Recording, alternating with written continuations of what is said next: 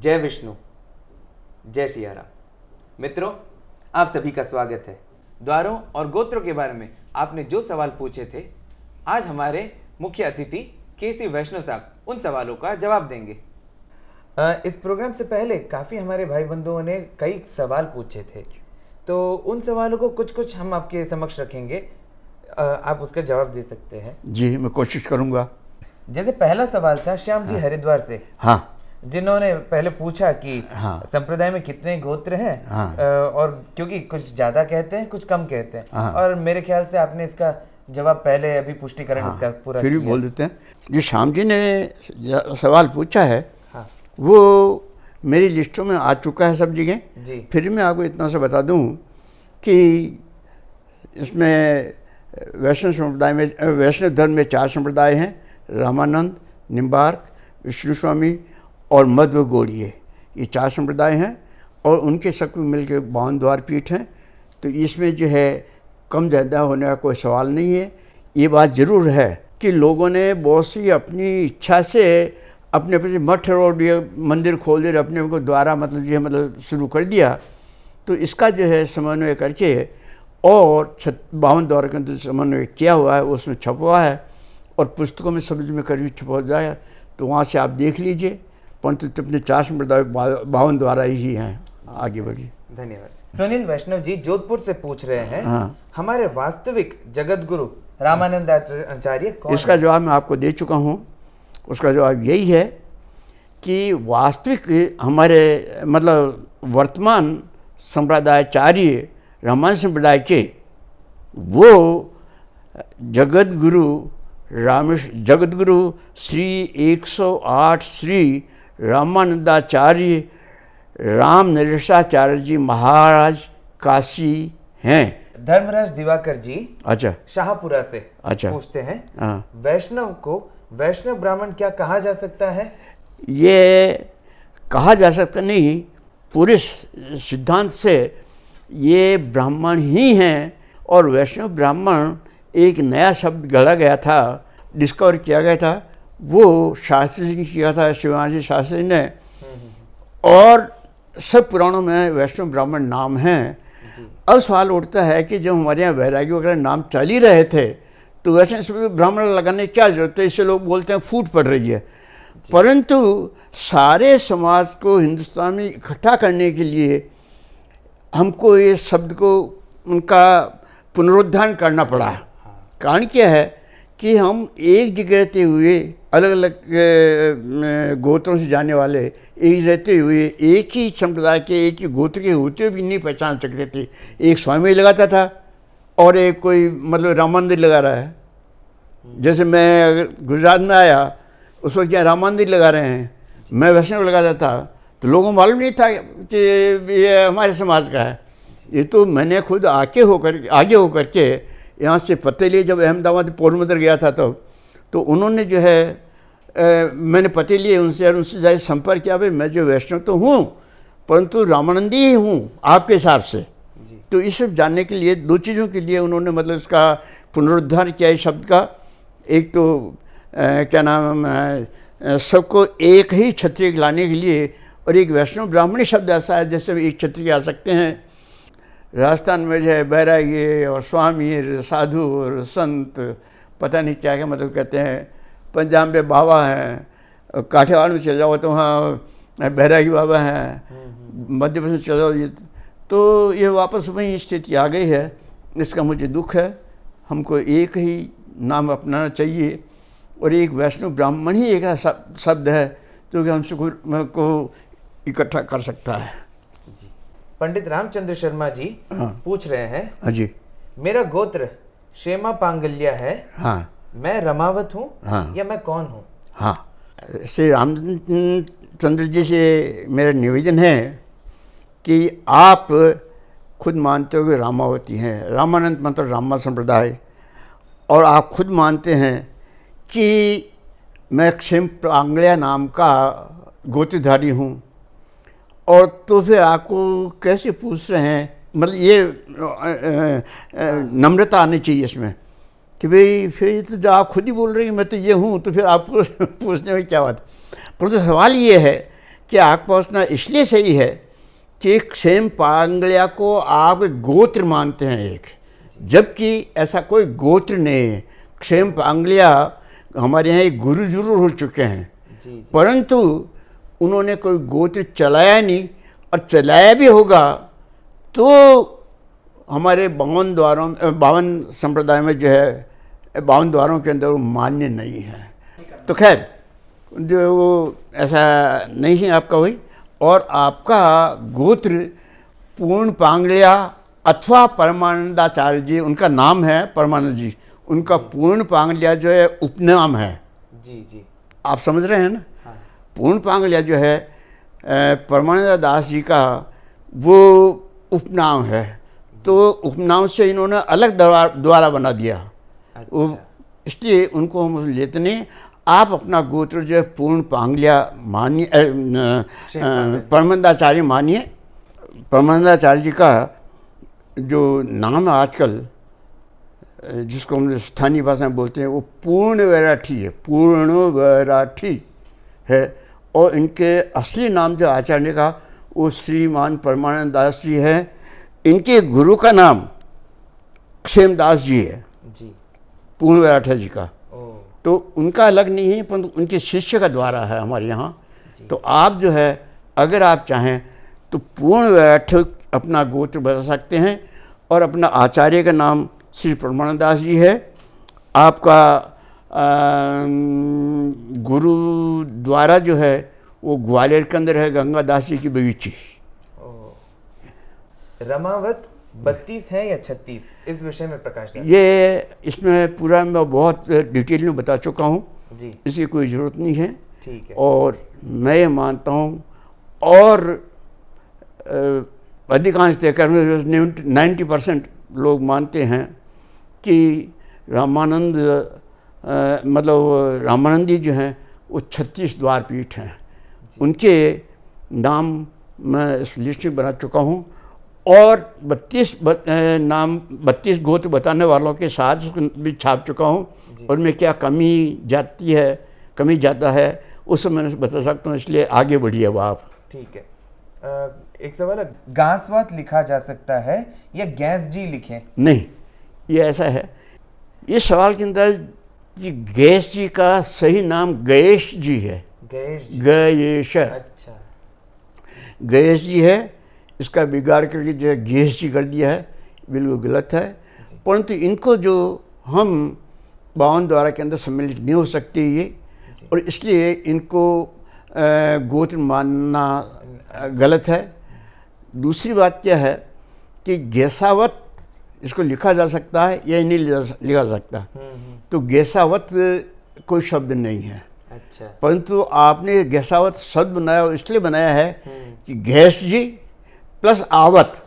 जैसे रामानंदाचार्य जी जो हैं, रामानंदी को रामावत बोलते हैं, उसका कारण यही है कि रामानंद का राम ले लिया और आवत लगा करके रामावत कर दिया। ये शब्द है राजस्थान के अंदर, और ख़ासकर राजपूतों के अंदर एक प्रथा है। अच्छा। कि जो मूल नाम है उसके अंदर थोड़ा फेरफार करके वत लगा दे। जैसे नाथू दास जी, नाथू सिंह जी के बच्चे जो हैं वो नाथावत कहलाते हैं। अच्छा। तो इसलिए आप ये गैसावत को कृपया रहने दीजिए, उसको मतलब जो है आप छेड़िए मत, आगे बढ़िए। 52 द्वारों के द्वाराचार्यों के गुरु कितने हैं? अभी तक ऐसा कोई प्रश्न नहीं आया है कि द्वाराचार्यों के वो गुरु कितने हैं। हाँ। द्वाराचार्यों के गुरुओं की संख्या लगभग 34 है। अच्छा। क्योंकि एक एक की गुरु के 3-3, 4-4 द्वाराचार्य बने, उनके शिष्य 3-3, 4-4 द्वाराचार्य बने हैं। तो इसलिए ये नेक्स्ट। सिर्फ अनुभवानंदी ही लश्करी क्यों? हाँ, अनी अखाड़ा में तो सभी लश्करी या सैनिक थे। हाँ, उसमें अलग अलग पूछिए, इसके हाँ। 2 टुकड़े कर दीजिए। 2 टुकड़े कर देते हैं। हाँ, कि भाई अनुभवानंदी ही क्यों। हाँ, लश्करी क्यों? उसमें क्या है, लश्करी अनुभवानंदी नहीं है। लश्करी जो है जी। कोई गोत्र नहीं है, परंतु कुछ ऐसी गोत्रों का समूह है जिन्होंने बालानंदाचार्य के साथ मिलकर के ये लश्कर बनाया था, उसके अंदर भाव लिया था। उसके अंदर मैं आपको 2-4 नाम बता देता हूँ कौन कौन से गोत्र वाले मतलब जो है इसमें लिख सकते हैं। भावानंदी अपना गोत्र का नाम बता रहा हूँ मैं।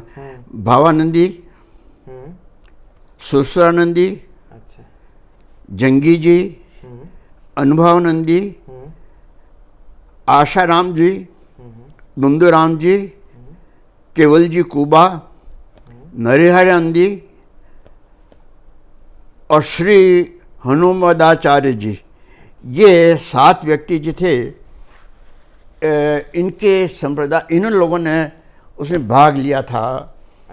बालानंद जी साथ लड़के रह करके लड़ाइयाँ लड़ी थी। अच्छा। इसलिए ये जो शब्द है, क्या नाम उसका यार, लश्करी, उनका एक सामूहिक नाम है। अच्छा, हाँ। हरे क्या नाम, जो देवेंद्र जी हैं, उनका आगे का जो प्रश्न है उसके विषय में एक निवेदन है। हाँ, ऐसा अन्य अखाड़े का यहाँ सवाल नहीं है। यहाँ तो सवाल आता है किन किन द्वाराचार्यों ने लश्कर में भाग लिया। अच्छा। अब अन्य अखाड़ा, खालसा दल, ये सारे अलग विषय हैं और ये विरक्तों के लिए ही शब्द ये काम में आए हैं और इसका जो है डिटेल देने की अपने को मतलब आवश्यकता नहीं है। फिर भी अगर आप जानना चाहें तो व्यक्तिगत इसके अंदर लिखें। हाँ। तो फिर हम उसको मतलब जवाब दे सकते हैं। 1 मिनट और ठहरो, एक दफ़ा और बोलो इस सवाल का आप। हाँ, अनी अखाड़ा में तो सभी लश्करी। हाँ, अनी अखाड़ा के अंदर लश्करी नहीं है। सबको लश्करी नहीं बोलते थे, परंतु अन्य 3 है। इन 3 लड़कियों के नाम अलग अलग हैं, निर्वाणी, निर्मोही और एक और इस तरह। अच्छा। और इसी तरह अखाड़े जो मूल 7 थे, उसके बाद आज 22 हो गई है, उनको भी अलग से सबके नाम हैं। इसी तरह खालसा भी जो है सबके अलग अलग हैं। तो ये लश्करी नहीं है। अच्छा। ये अलग अलग अखाड़े, इनकी अलग अलग पहचान है। इसलिए मैं विनती करूँगा देवेंद्र जी से कि मेहरबानी करके ये 2 अलग अलग चीज़ों को एक न करें जी। बस ये इसका प्रश्न है। लेकिन इसे लिखवाने की जरूरत नहीं, उनका उत्तर है मतलब। नेक्स्ट। उन्हीं का फिर से सवाल। हाँ। हरिव्यासाचार्य द्वाराचार्य है। हाँ, पर इनके नाम पर हरिव्यास गोत्र क्यों नहीं है? हाँ, अभी बता रहा हूँ आपको। हरिव्यास जी जो है वो संप्रदायाचार्य थे, निम्बार्क संप्रदाय के। वो द्वाराचार्य नहीं थे। हाँ। इसलिए वो संप्रदायाचार्यों की लिस्ट के अंदर हैं, द्वाराचार्यों की लिस्ट में नहीं। आगे बढ़िए। पिपावत गोत्र क्या रामानंद जी के 12 शिष्यों में एक पिपा जी का द्वारा है? पिपावत राजा थे गांगरोनगढ़ के राजा थे। वो प्रसन्न होकर के, प्रसन्न क्या, उनका निक नाम पिपा जी था। वो भगवान रामदाचार्य के शिष्य बन गए। और उनका द्वारपीठ मान्य है। वो द्वारपीठ गांगरोन के गढ़ के अंदर ही है। अच्छा। हाँ। उन्हीं को। अच्छा, इनके पिपाचार्य गुरु का नाम रामदाचार्य जी है, इसमें कोई सवाल ही नहीं है। हो गया ये। वो राजस्थान के अंदर है, कोटा और के पास में झालावाड़ जिले के अंदर। वो आगे बढ़िए। हाँ। चतुर्बुद्ध दास जी। हाँ। वह तन तुलसीदास जी। हाँ। क्या एक ही व्यक्ति का नाम है? हाँ। तो तन तुलसीदास जी के गुरु अर्जन दास जी हैं। हाँ, इसके अंदर मैं बताऊँ आपको, किसने पूछा? उन्हें देवेंद्र जी ने पूछा ना। देवेश। हाँ, तो देवेंद्र से मेरा विनती है कि चतुर्भुज का जो असली नाम है वो तन तुलसीदास जी ही हैं। अच्छा। चतुर्भुजी जो हैं वो निम्बार्क संप्रदाय के अंदर द्वाराचार्य हैं। परंतु आप जिन चतुर्भुजी की बात कर रहे हो वो तन तुलसीदास जी का उपनाम है। अच्छा। हाँ, अब ये उपनाम क्यों पड़ा, इसका मतलब 1 मिनट का किस्सा ये है कि संतों की पंगत के अंदर वो भोजन परोस रहे थे। उस वक्त उनकी लंगोट खुल गई। तो लोगों ने हंसते हुए मजाक करते हुए कहा कि भाई जो है आपके लंगोट खुल गई है, तो जिसकी लंगोट खुली होगी वो बांध देगा। वो जवाब दिया। तो अपने आप जो है 2 हाथ और आए, भगवान ने भेजा, कुछ भी समझो, श्रद्धा समझो, अनश्रद्धा, तो वो आए, लंगोट उनके वापस बांध दी और वो अपना पड़ोसन में काम चालू रखते। उसी वक्त से उनका नाम चतुर्भुजी भी हो गया। ये रामावत संप्रदाय के हैं। अब इनके गुरु जी का नाम क्या है मैं बताता हूँ आपको। उपनाम है गुरु जी का जंगी जी, अर्जुन देव जी इनके गुरु जी का नाम है, और इनका तन तुलसीदास जी इनका मूल नाम है, और उपनाम इसलिए हो गया जिसका मैंने घटना में बताई थी उसके अंदर। अब 1 मिनट और बाकी है। एक चतुर्भुजी निम्बार्क संप्रदाय में भी है। तो अगर आप उसके बारे में पूछना चाहते हैं, उन्हीं के बारे तो निम्बार्क संप्रदाय में जो चतुर्भुजी हैं उनके गुरु का नाम है टीकम देव जी। जी बिल्कुल, वही अगला ही सवाल था कि तो चतुर्भुज दास जी के तो गुरु, ये जो है इन दोनों को चतुर्भुज दास जी और तंतुलसी दास जी को एक नहीं माने हैं, वो दोनों अलग अलग है। टीकम दास जी ये चतुर्भुज दास जी जो हैं ये निम्बार्क संप्रदाय के हैं, और तंतुलसी दास जी उपनाम चतुर्भुज जी ये रामावत संप्रदाय के हैं। इनके गुरुओं का नाम मैंने बता दिया। आगे बढ़िए। इन्हीं का ही सवाल है।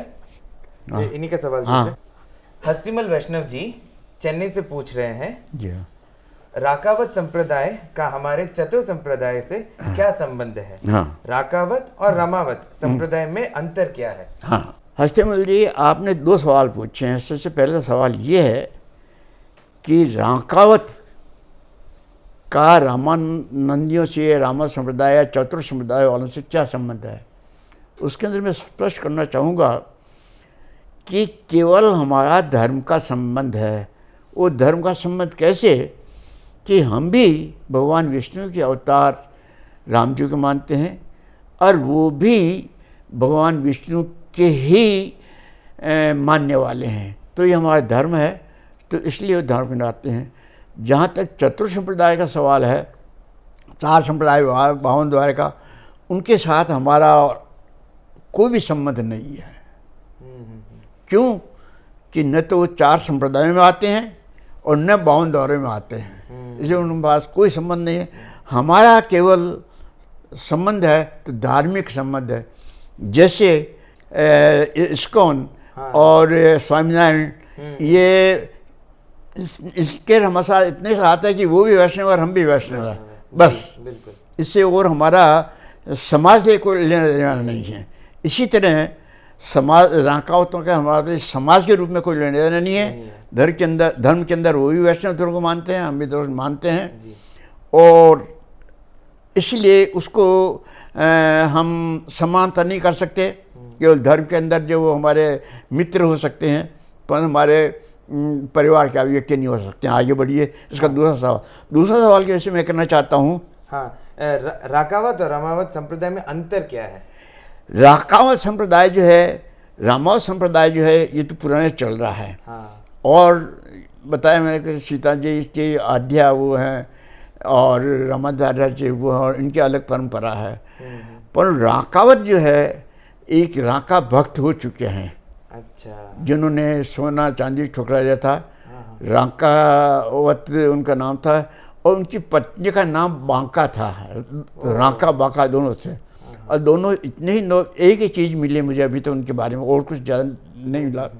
तो राका और बांका दोनों ही इतने निर्लोभ थे कि पति आगे जा रहे थे, उनको सोने का ढेर मिला रास्ते में, तो उसको धूल से ढकने लगे। उनको ये डर था कि स्त्री होने के नाते उसको जो है सोने में लोभ नहीं आ जाए, इसलिए वो ढक रहे थे। वो उनके राका जी को भाव को समझ गई बांका जी, तो उन्होंने जो है उन्होंने कह दिया क्या आप धूल के ऊपर धूल डाल रहे हो। उन्होंने कह दिया मेरे लिए भी मिट्टी है, आप क्यों मतलब इसको छुपाते हो। तो कहने का मतलब ये कि दोनों इतने भक्त हो गए थे भगवान के कि उनके मानने वालों का भी एक क्या नाम, जिसको पंथ या मार्ग कह सकते हैं, वो उनका बन गया है। तो उनका एक पंथ का मार्ग है वो खालिस, अच्छा, अलग पंथ है। तो परिवार के रूप में हमको मान्य नहीं है। धर्म के नाम पर जो है, क्योंकि वो भी भगवान को मानते थे, विष्णु के रूप को, वो भी हम भी उनको मानते हैं। आगे बढ़िए। हाँ, वही हैतवेल गोत्र के इतिहास के बारे में बताएं। कि हैतर नाम का कोई नाम मैंने अभी मतलब कहीं पढ़ा नहीं है, न सुना है। ये पहला वक्त है, पहला समय है कि मैंने हैतवेल नाम का गोत्र सुना है। अच्छा, ये कोई नहीं है। और इसलिए चार संप्रदाय भावना के अंदर आप नहीं है, इसलिए चतुर्थ संप्रदाय में आप इनका कोई स्थान नहीं है। अब रहा सवाल ये कि अगर आप अपना नाम और अपना स्थान बताते तो हम अनुमान लगा सकते थे कि आप कौन थे और क्या हैं। जी जी बिल्कुल। इसलिए आपके इस गोत्र का मैं इतिहास नहीं जानता हूँ, और अगर वो बता दे तो मैं अनुमान लगाता कि आप कौन थे पहले, अब क्या हैं।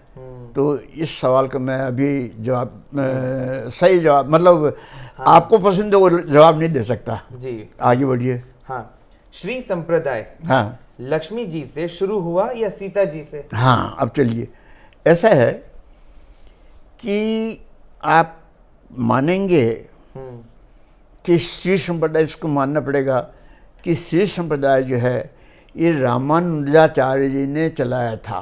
हाँ हाँ। रामानुजाचार्य जी का जन्म शती है वो 11वीं सदी है। तो हमको पहले ये सोचना पड़ेगा, ये मानना पड़ेगा कि ये सीता जी वाला संप्रदाय है वो रामानुज संप्रदाय के पहले था या ये पहले है।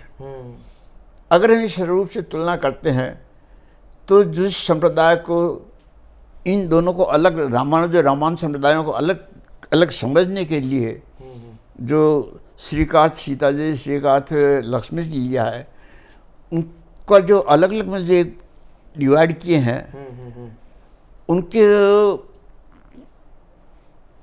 जो कंपेरिजन करना है तो हम कह सकते हैं सीता जी संप्रदाय जो है बहुत पुराना है। हम कम से कम रामचंद्र जी का त्रेता युग के अंदर तक मान सकते हैं, और ये कल युग में हो गया है। इसलिए हम ये कहना चाहता हैं कि रामानुज संप्रदाय वाले श्री जी जो हैं ये 11वीं शताब्दी के अंदर मतलब आए हैं अस्तित्व में। इसका मतलब ये है कि रामानुज संप्रदाय ने श्री का अर्थ लक्ष्मी लगाया है, जबकि रामानंद संप्रदाय है श्री का अर्थ सीता जी लगाते हैं। अच्छा। अच्छा, ये सवाल ऐसा है, स्वामी, बैरागी, वैष्णव, साध, महंत आदि शब्दों का उपयोग किस किस संप्रदाय ने किया? ये शब्द जो है ना, किसी जाति या संप्रदाय को जताने वाले नहीं हैं। हाँ। ये व्यक्ति की क्वालिटी को बनाने वाले हैं। जैसे साधु मंत सज्जन जी, संत मीन्स सज्जन। हाँ। या अगर इनका रूट शब्द लो तो धर्म का प्रचार करने वाले साधु संत वैरागी, वो भी यही है। जी जी। जहाँ भी है ये ज़्यादातर चतुर्थ संप्रदाय के अंदर काम में आते हैं, परंतु दूसरे भी संप्रदाय में चालू होते हैं। जैसे रामानुज संप्रदाय में स्वामी शब्द लगता है, वो आदरवाचक है। जैसे अपने यहाँ बाबा जी कहते हैं आदर देने के लिए, तो वहाँ चलता है स्वामी, है ना। अगर आप बंगाल में जाओ तो वहाँ आदर देने के लिए ठाकुर शब्द चलता है। बिल्कुल। तो इससे आदर देने के लिए हमारे जितने भी नाम ये सब आदर देने के लिए हैं। हाँ, ना कि उनका। तो इसलिए किसी संप्रदाय या किसी व्यक्ति की मालिकी नहीं है ये। इसलिए अपन नहीं कह सकते कि किस किस के लिए लगते हैं। फिलहाल जब लगभग सभी विरक्त या गृहस्थी भी इन नाम का उपयोग कर सकते हैं और कर रहे हैं। हाँ नेक्स्ट। हाँ, रामानुज मूल गद्दी पर अब तक कौन कौन विराजे हैं और गद्दी कहाँ है? हाँ, रामानुज संप्रदाय का मेरा विषय ये रहा है। इसका कारण क्या है कि मैंने सारी खोज जो की है वो रामानंद मतलब चतुर्थ संप्रदाय वैष्णव संप्रदाय के लिए की है। फिर मैं आपको इतना बता दूं कि रामानुज संप्रदाय की गद्दी श्री रंगम पर है। हाँ। क्योंकि मुझे इसका भी अध्ययन करना पड़ा कंपैरिजन करने के लिए, तो वहाँ पर है। जहाँ तक इनकी गद्दी पर कौन कौन आए वो खुद रामानुजन नहीं जानते क्या है कि कैसे हैं, कौन कौन थे, कौन कौन नहीं थे, वो खुद नहीं जानते। इसका कारण क्या है कि मेरे पास 8 सूचियाँ हैं रामानुज संप्रदाय की, परंतु वो एक दूसरे से नहीं मिलती है। अच्छा। जब उनकी खुद की इशू की हुई सूची नहीं मिलती है, हाँ। तो हम कौन से मान लें कि कौन सी सूची में सही है और कब शुरू हुई है। अच्छा। हाँ। इसलिए उस पर मैं ज़्यादा अपना अध्ययन भी नहीं किया मैंने, और मैं करना चाहता हूँ, क्योंकि मेरा जो लिमिट है केवल चतुर्थ संप्रदाय तक की 452 तक, उसमें मैं शॉर्ट में बोलता हूँ 452। हाँ, 4 संप्रदाय 52 द्वारा की जगह शॉर्ट में लिखता हूँ 452। और ये मेरा कोड है, मैं खुद ही समझता हूँ इसके अंदर। हाँ। तो इसलिए उनको जवाब देना मेरे लिए संभव नहीं, पर उसके पहले लिखना है कि 8 आदमियों 8 मेरे पास सूचियाँ हैं, वो सब अलग अलग हैं। तो मैं किसको सही मानूँ और किसको मतलब अपना सर्टिफिकेट दूँ कि यही उसके मतलब हुए हैं। आगे बढ़िए। हाँ, वैष्णव समाज के अलग अलग संप्रदाय आज देश में कहाँ कहाँ बसा हुआ है घनत्व के आधार पर? ऐसी बात यह है कि ये कि इतना लंबा चौड़ा प्रश्न है कि इसका जवाब कोई नहीं दे सकता। कारण क्या है, उन्होंने चतुर्थ संप्रदाय के लिए नहीं पूछा है। हाँ, ये इन जनरल पूछा है। मैंने जो है केवल चतुर्थ संप्रदाय के लिए ही विशेष खोज खबर की है, परंतु इस विषय में वैष्णव शब्द आता है और उसके मैंने खोज खबर की है, परंतु ये संख्या कोई नहीं बता सकता। कारण क्या है कि नए नए उठ रहे, जैसे स्वामीनारायण है, इन बीच में आ गया, या इस्कॉन तो बिल्कुल नया नया ही है। हाँ। स्वयं तो फिर भी पुराना है। और भी राखावत और क्या नाम महानुभाव मध्य प्रदेश क्या नाम अपना महाराष्ट्र में, बंगाल में अलग, तो कम से कम जो है 36 ऐसे नाम है मेरे पास जिनको भी जो है वो कह सकते हैं वो भी वैष्णव धर्म से हैं, जबकि उनका लेने देना हमारा कोई है नहीं। हाँ। तो इसलिए इस प्रश्न का उत्तर देना पाना मुश्किल है मुझे। आगे बढ़िए। धन्ना जी के कितने शिष्य थे? हाँ। और उनका द्वारा कहाँ है? सबसे पहली बात तो है कि धन्ना जी रामानंदाचार्य के शिष्य मात्र थे। अच्छा। वो कोई भी द्वार पे उन्होंने स्थापित किया नहीं, और अगर किया भी है तो हमारे उसमें मान्य नहीं है। अच्छा। उनको द्वाराचार्य नहीं मानते। ये मैं मानता हूँ कि समाज को रामानंद धर्म में दीक्षित करने के लिए जितना काम धन्नादास जी ने किया है उतना वैसे बहुत से उन्होंने नहीं किया। उन्होंने सारे पंजाब और हरियाणा को के जाटों को वैष्णव बनाया है। अच्छा। समझे? तो इसलिए ऑथेंटिक रूप के अंदर, मतलब क्या अथॉरिटी के हिसाब से क्या बोलते शब्द, वो शब्द है कोई, तो ऑथेंटिक रूप में वास्तविक रूप में हम ये नहीं मानते हैं कि वो हमारे द्वाराचार्य हैं। अच्छा। और उन्होंने कोई द्वारा गद्दी स्थापित की। आगे बढ़िए। हाँ, 4 संप्रदाय 52 द्वारे हैं, तो ये द्वारे किसने और कैसे प्रमाणित किए? हाँ, प्रमाणित करने का सवाल जहाँ तक है, ये जब से रामानंदाचार्य जी आए हैं और उन्होंने जो है रामानंद संप्रदाय को और वैष्णव धर्म को, नहीं रामानंद संप्रदाय नहीं, वैष्णव धर्म को आगे बढ़ाने की कोशिश की, क्योंकि उस वक्त जो है नाथ गोसाई ये लोग शाक्त लोग जो है वैष्णव को मारते थे। अच्छा। काट के खाते थे मतलब। और भी बड़े अत्याचार करते थे, उनका यहाँ डिटेल में देने की जरूरत नहीं है, परंतु वो उनके विरुद्ध संगठन करने के लिए रामानंदाचार्य ने अपनी 4-5 स्कीमें बनाई। सबसे पहले कि भाई अपने जो है धन कहाँ से लाएं अपने योजनाओं को चालू करने के लिए, आदमी कहाँ से लाएं अपने चालू करने के लिए, इतने इतने दूर दूर जो है हमारे अपने रामानंदी बसे हुए हैं, उनको कैसे कनेक्ट किया जाए। तो इसी लिए रामानंदाचार्य ने द्वारपीठ बनाना शुरू किए। द्वारपीठ बनाने का मतलब कि शिष्य अपना बनाया, उसको बैठा तू यहाँ बैठ जा और अपना सेवा कर, और यहाँ पर शिष्यों को बना।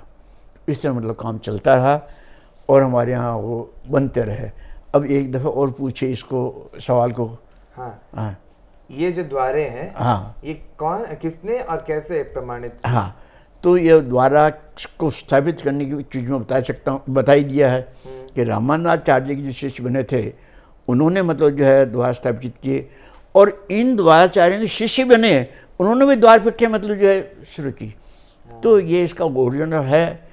और इनको प्रमाणित किसने किया, ये यहाँ तक सवाल है। ये रामानंद जी के जब ये उत्थान होने लगा तो आप जानते हो कि जब चीज़ आगे बढ़ती है, बाढ़ आती है ना, तो उससे गंदा कचरा उधर सब कुछ आ जाता है।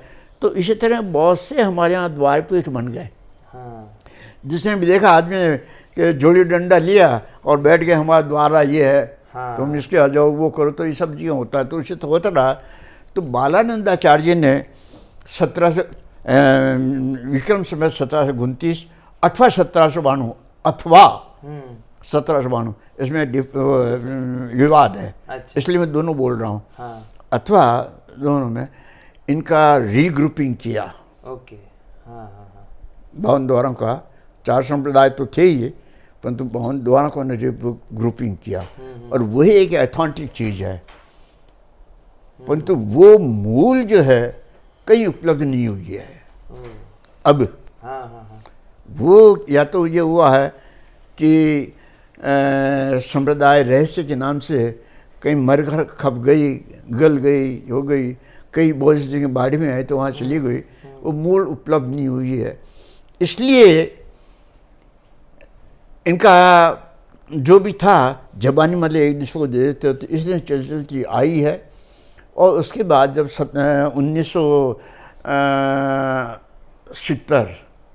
1960-70 के बीच में जब ये साहित्य प्रकाशन होने लगा तो सब ने अपने अपने हिसाब से जो है वो लिस्टें बनाई कि 52 द्वारा की लिस्टें बना डाली, किसी ने अपने महत्व बढ़ाने के लिए अथवा दूसरे के महत्व कम करने के लिए, पर उन्होंने चेंज करते रहे।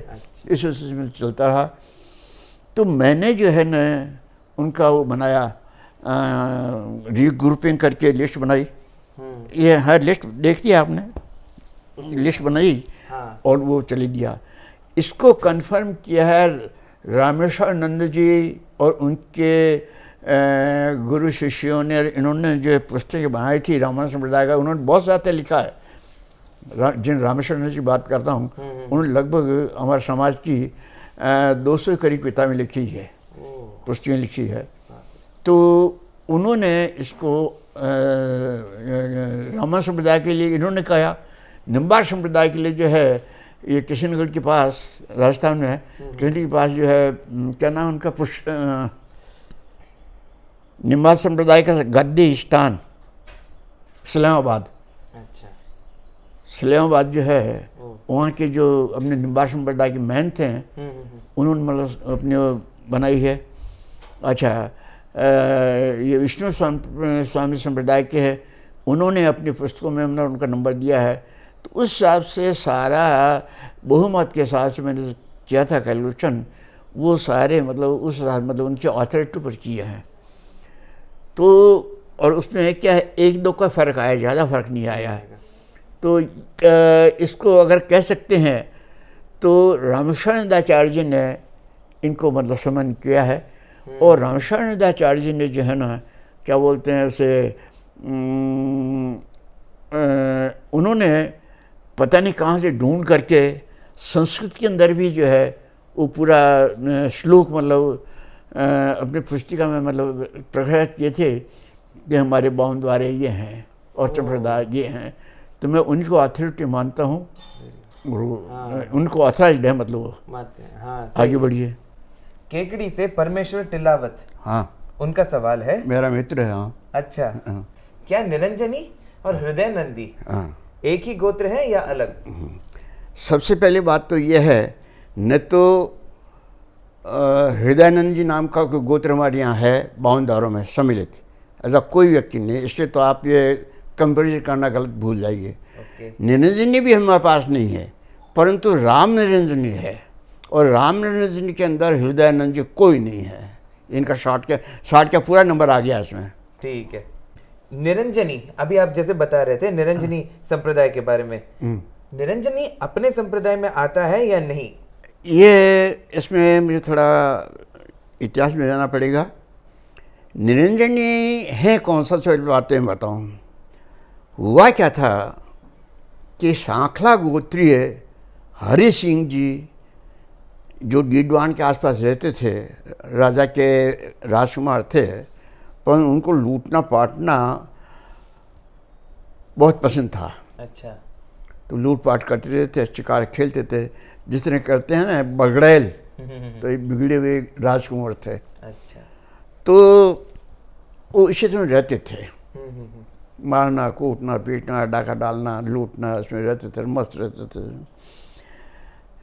तो हमारा इतिहास क्या बोलता है, एक दफ़ा ऐसा हुआ कि हरिदास जी के हाथ ने एक हिरणी का, गर्भवती हिरणी का कत्ल कर डाला, मतलब शिकार कर डाला। परंतु उसका बच्चा जो है जीवित, वो हिरणी कट गई तो भी मतलब जो उसको जीवित रहा। तो उस बच्चे को तड़पते वगैरह देख करके उनके जो है कि मानवता जाग उठी, और उन्होंने कह दिया मैं तो अभी काम नहीं करूँगा। सुन, उसी वक्त जो उन्होंने काम छोड़ दिया और किसी गुरु खोज में लग गए। गुरु खोज के अंदर उन्होंने चारों तरफ देखा तो कोई रामानुज संप्रदाय के जो है, उनका नाम अभी मुझे याद नहीं आ रहा है, रामानुज संप्रदाय के जो है संत थे, उनसे उन्होंने दीक्षा ली और कहा मैं तपस्या करूँगी। तपस्या जो की थी तीखी डोंगरी डीडवाना के, वहाँ मतलब तीखी डोंगरी है, उस पर तपस्या करे। और गाढ़ा रानी नाम के जो एक बनिया था, उन्होंने उसकी सेवा खाने पीने का सारा इंतजाम कर दिया, और वो मतलब कर धीरे धीरे वो एक सिद्ध हो गए। सिद्ध होने के बाद जो है वो रामानंद जी की हो ही गए थे, रामानंद जी शिष्य तो हो ही गए थे जी। तो वो जो है काफ़ी अच्छी सेवा करने लगे। तीखी डूंग पर एक माता जी थी, वहाँ पर जो पशुओं की हिंसा होती थी, उनको उन्होंने रोक दिया और काफ़ी अच्छा काम किया, तो इनकी पॉपुलरिटी बढ़ गई। परंतु जन्म से राजपूत और कर्म से हिंसात्मक काम करने वाले महान भाव थे, इसलिए उनका अहंकार गया नहीं। अच्छा, अब ऐसे एक मामूली संत का कोई अगर कोई अवमानना कर दे तो संत को सह लेनी चाहिए, परंतु कोई ऐसा कैसा हुआ होगा कि उन्होंने कहा था रामानंद संप्रदाय में छोड़ देता हूँ। समझ, मैं रामानंद संप्रदाय में नहीं रहूँगा और अपने अलग ही संप्रदाय की स्थापना करूँगा। तो उन्होंने अपना अलग निरंजन पंथ जिसको बोलते हैं, डिफरेंस समझिए, निरंजन पंथ है, उसको चलाया। और उस निरंजन पंथ के अंदर उन्होंने राम को मानना बंद कर दिया, और जिनको निरंकार बोलते हैं, निरंकार का मतलब निरंकार का मतलब ये जिनका मतलब आकार नहीं हो, क्या बोलते हैं उनको, निराकार, जो भी हैं, अभी नाम ठीक आप देख लेना उनका जो है। अगर तो उन्होंने जब भगवान को बिना मानना मतलब मानना छोड़ दिया और उन्होंने अपना पंथ की स्थापना कर ली।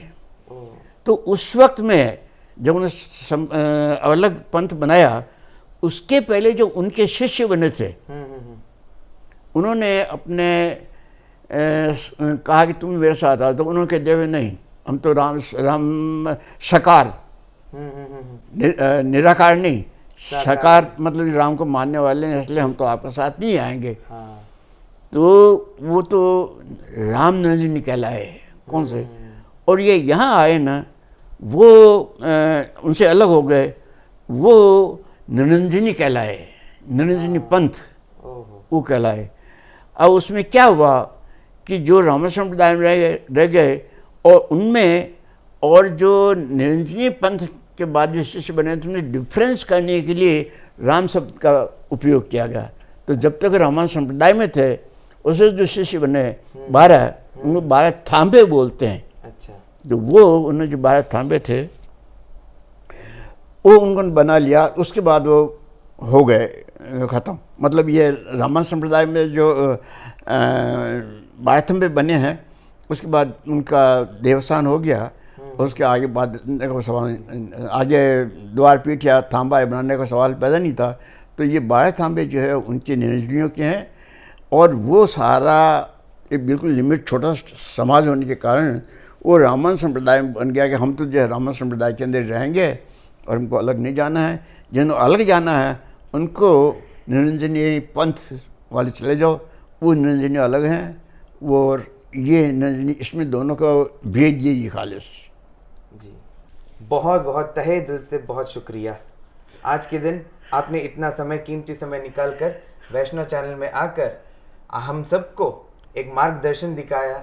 बुजुर्ग ही नहीं, इवन बहुत ज्ञानवान होने के नाते भी हमारे समाज में जो ज़रूरत है ज्ञान की, एक राह की, तो वो मार्गदर्शी बनकर हमें मार्ग दिखाने के लिए आए। और यही आशा करते हैं कि हमें समय समय पर भी हर बार आप मार्गदर्शन देते रहेंगे।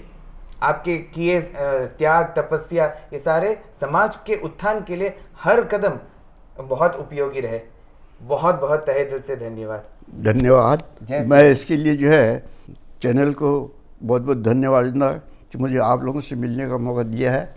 धन्यवाद। जय विष्णु, जय विष्णु के अवतार, और जय वैष्णव जन।